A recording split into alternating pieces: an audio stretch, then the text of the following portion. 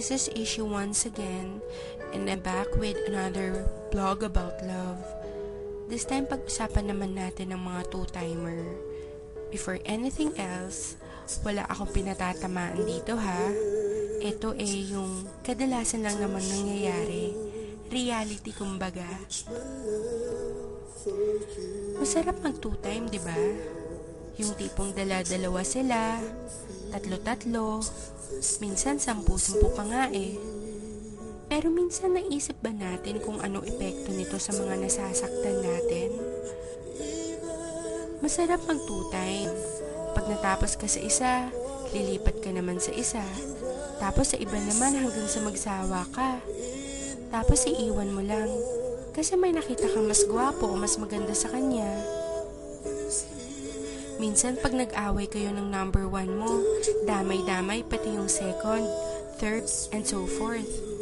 Kawawa naman sila, no? Samantalang wala naman silang ginagawa sa'yo kung di ang intindihin ka at mahalin lang. Bakit nga kaya masarap mag two-time? Kasi hindi ka marunong makontento sa kung anong meron ng girlfriend or boyfriend mo? Kasi meron mas better sa present mo?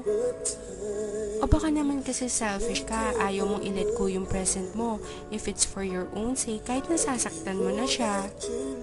Kasi Kasi sarili mo lang iniisip mo. Paano kung gawin sa'yo yun? Sa tingin mo makakaya mo? Sa tingin mo okay lang sa'yo? Di ba masakit din? Tsaka, saka mo malalaman na mahal mo pala talaga siya pag may mahal na siyang iba. Pag hindi na ikaw ang mahal niya. Guys, masarap pagmahal at mahalin. Sana lang, marunong tayong makontento sa ibinigay sa atin. Tayo-tayo na nga lang ang nagkakaintindihan. Tapos tayo-tayo pa ang nagtataluhan. Guys, wake up. Mahalin yung mga girlfriends, boyfriends nyo. Be loyal. Sorry sa mga natatamaan ko. Ginigising ko lang kayo sa matagal yung pagkakatulog. Baka kasi paggising nyo, wala na yung taong nagmamahal sa inyo ng totoo.